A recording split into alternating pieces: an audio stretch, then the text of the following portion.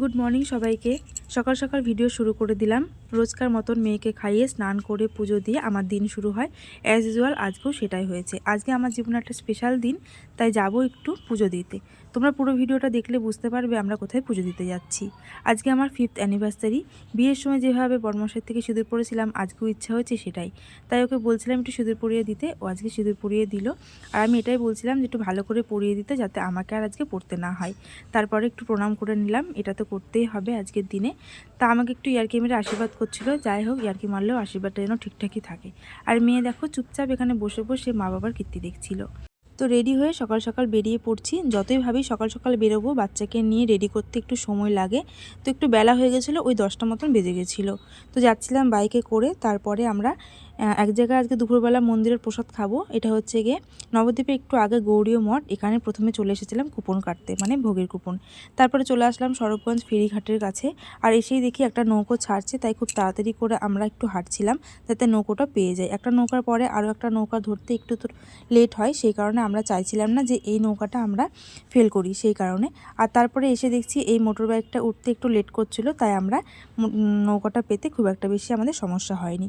তো নৌকায় উঠে পড়লাম। আজকে কিন্তু আমার মেয়ের প্রথম নৌকা যাত্রা, মানে জলপথে আজকে ও প্রথম যাবে। আর আমার মেয়ে কিন্তু বাইরে বেরিয়ে ঘুরতে ভীষণ পছন্দ করে। এত লোকজন দেখে ও কিন্তু চুপচাপ থাকে। বাড়িতে দুষ্টামি করলেও কোথাও গেলে কিন্তু ও একটু চুপচাপই থাকে। চলে আসলাম গঙ্গার এই পারে। আর এই পারে এসে আমরা একটু ওয়েট করছিলাম, কারণ ওভারব্রিজের উপর যে পরিমাণে ভিড় হয়, ওই ঠেলাঠেলির মধ্যে গেলে পারে বাচ্চা লেগে যেতে পারে। তাই আমরা একটু ভিড়ভাড়টা কমের পরে পেছনে যাচ্ছিলাম। যেহেতু আমাদের খুব বেশি তাড়া ছিল না, তাই আমরা একটু লেট করেই যাচ্ছিলাম, যাতে বাচ্চার কোনোভাবে ক্ষতি না হয়। ওই পারে গিয়ে তো শুরু হয়ে যায় প্রচণ্ড মানুষের দৌড়াদৌড়ি। আর আজকে ছিল একটা বিশেষ দিন, মানে অমাবস্যার দিন। আর অমাবস্যার পূর্ণিমা বা এমনি দিনেও নবদ্বীপে প্রচণ্ড পরিমাণে 12 মাসই ভিড় থাকে। আমরা একটু সামনের দিকে এগিয়ে যাচ্ছিলাম টোটো ধরবো বলে। অন্যান্য দিন আমরা একটু আশেপাশে দেখতে দেখতে হেঁটে হেঁটেই চলে যাই, কিন্তু আজকে যেহেতু বাচ্চা আছে আর একটু ভিড় আছে, সেই কারণে আমরা টোটো করে যাচ্ছিলাম। এই দেখো মেয়ে কিন্তু চুপ করে বসে আছে। আর আজকে ও সারাটা দিন ওর পাপার কোলেই ছিল, আমাকে একদমই নিতে দেয়নি, সবসময় ও ওর কোলেই ছিল। চলে আসলাম পোড়ামাতলা মন্দিরের কাছে।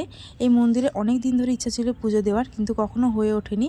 তাই আজকে এই বিশেষ দিনে মন চেয়েছে মায়ের কাছে পুজো দেবো, তাই ছুটে এসেছি। বাড়ির আমাদের খুবই কাছে পোড়ামাতলা মন্দির, খুব একটা বেশি দূর নয়, কিন্তু ওই 1 ঘন্টা মতনও লাগে না যেতে।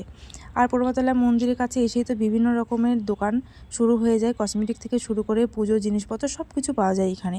চলে আসলাম একটু ডালা নিতে। প্রথমেই মন্দিরে এখানে এসে বিভিন্ন রকমের ডালা রয়েছে, 20 টাকা থেকে শুরু করে 50, 100 সমস্ত রকমের।